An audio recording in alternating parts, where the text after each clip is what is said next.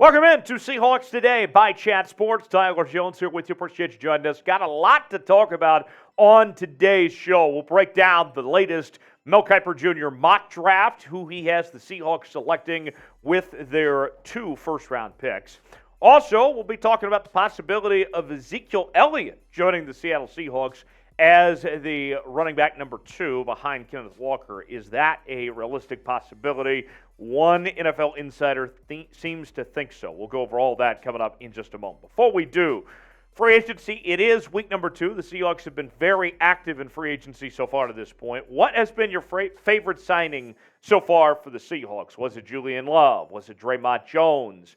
Was it Devin Bush? Let me know what comes to mind. What was your favorite signing, what the Seahawks have done so far at this point? Let me know in the comment section, and we'll get started with today's show.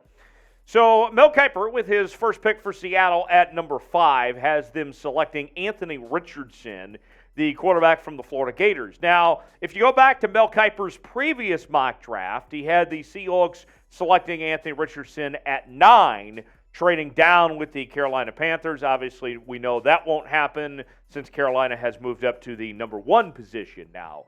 And so with that, they go ahead and just take Anthony Richardson off the board at 5. And I know what a lot of you are probably thinking. Well, wait, didn't you just pay Geno Smith? Didn't you just pay Drew Lock? Well, here is what Mel Kiper's reasoning is on why he has Seattle still selecting a quarterback at 5. And remember, John Schneider has said that they're open to this possibility, that quarterbacks don't grow on trees. Here's more from Mel. Seattle absolutely could take a quarterback here. Think of Alex Smith and Joe Flacco when the Chiefs and Ravens, respectively, drafted Patrick Mahomes in 2017, Lamar Jackson in 2018, and essentially used the veterans as one-year bridges to the rookies. The upside is so high. He's a 6'4", 244-pound signal caller who can make any throw and who also ran a 4.43 40-yard dash at the combine. If he's given time to catch to the speed of the NFL, he could be a star. This would be a great situation for him on an offense that has young stars. Now, I'll say this. I'm not opposed to the idea of taking a quarterback at all. I understand if you're the Seahawks and you want to think about your future and you want to have a quarterback sit behind Geno Smith and Drew Lock and learn from those guys and go forward with that. I understand. If you want to go that route, that's fine.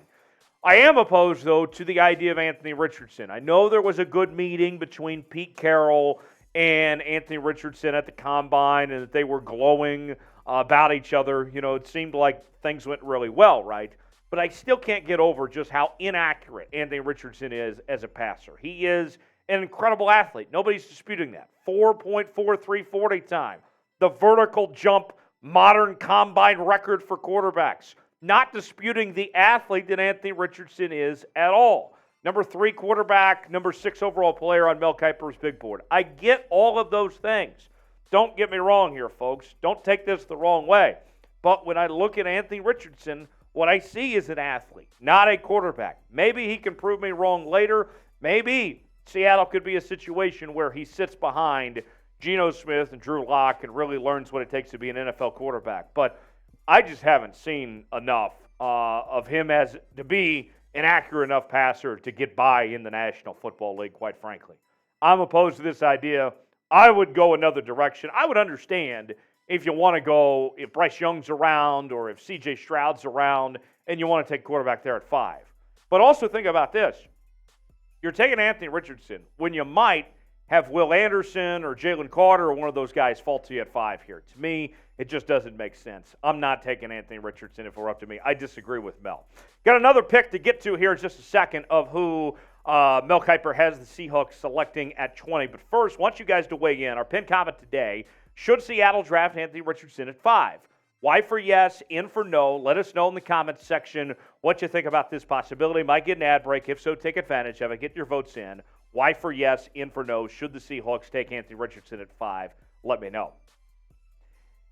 Then at 20, we see the Seahawks going offense again, this time with Ohio State wide receiver Jaxon Smith-Njigba with that 20th selection. And I got to tell you, I really like Jaxon Smith-Njigba a lot. I know there's some questions about his health, how he missed most of this past season, but let's see what Mel has to say, and I'll react to it here in just a second.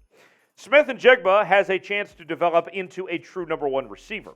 He didn't run the 40-yard dash at the combine, but looked effortless in pass-catching drills and led all receivers with a 6.57-second three-cone time and a 3.93-second short shuttle.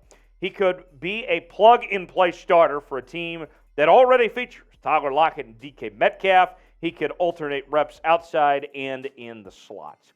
More on JSN here on Seahawks Today in just a moment, but before we do, today's show is sponsored by Fume. We all have bad habits, and we certainly know how hard they can be to kick those bad habits.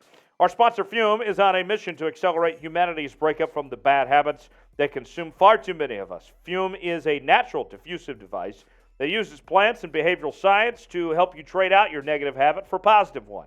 I didn't expect much out of Fume when I got it, but the minty sensation is really powerful and hits the back of the throat. The Journey Pack comes with 3 unique flavors for you to enjoy: maple pepper, crisp mint, and white cranberry. Fume is not a vape. It's a non-electronic device designed to transform your negative habits.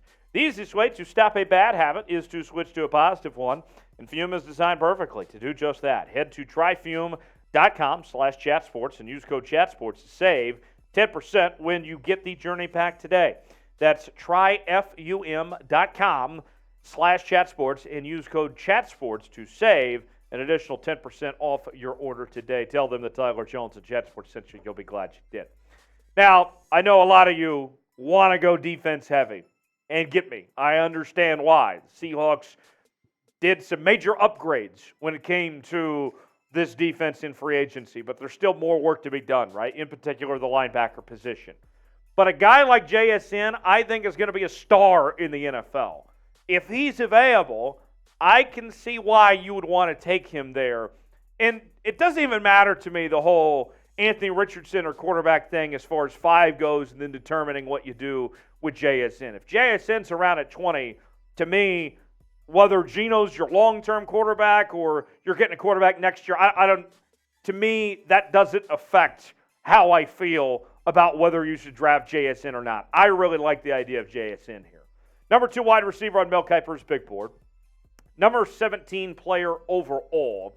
Third-team All-American and third-team All-Big Ten. He did miss most of last year with a hamstring injury, but if we're being honest with ourselves here, I mean, it's a hamstring injury, right? It's not the end of the world, a hamstring injury. This is not something that should linger on of some sorts here. Here's what I want to take you back to. Let's go into the hot tub time machine to 2021 and the statistics that JSN put together. Remember, he was playing alongside Chris Olave and Garrett Wilson, who both went on to be first-round receivers and who are going to have bright futures of their own. And Jaxon Smith was the best receiver of that bunch there at Ohio State when they were all playing together in 2021, the last full season that JSN was healthy. 95 catches, over 1,600 yards, a near 17-yard average and 9 touchdowns. I'm telling you, JSN is going to be a star in this league. You pair him up with DK and Tyler Lockett, this offense can go through the roof, can be off the charts, adding JSN. I would like this possibility. How would you grade Mel Kiper's Seahawks mock draft? I really like the JSN pick. I understand you might want to go defense. I get that. I don't like the Anthony Richardson pick at 5. To me, I'm going to give this grade a C. And I think I might be even generous giving it a C, quite frankly. What would you give Mel's mock draft? Graded for me in the comment section. A, B, C, D, or F. You can even use the plus-minus system if you feel like. Let me know in the comment section how you'd grade Mel Kiper's mock draft. Folks, it has been a wild few days here on the channels. We've been talking about your Seattle Seahawks each and every day with the latest happenings on your favorite team.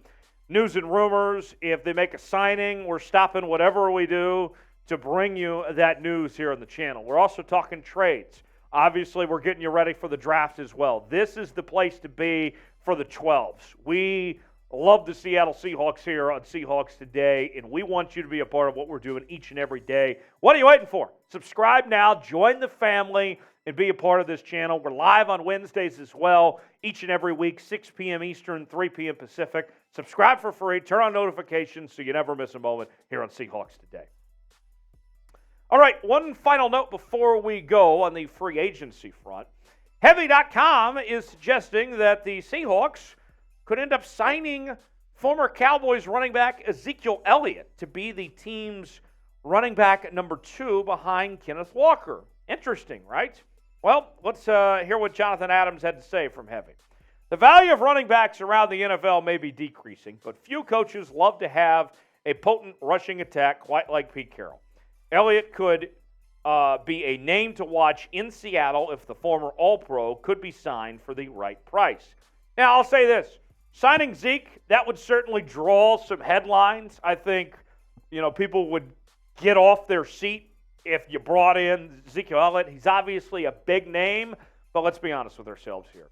Ezekiel Elliott, it's been, 7 years in the NFL, and he's cooked. And that's nothing against him. I mean, that's just the natural way things go here for running backs in the NFL, that their shelf life just isn't that long, right?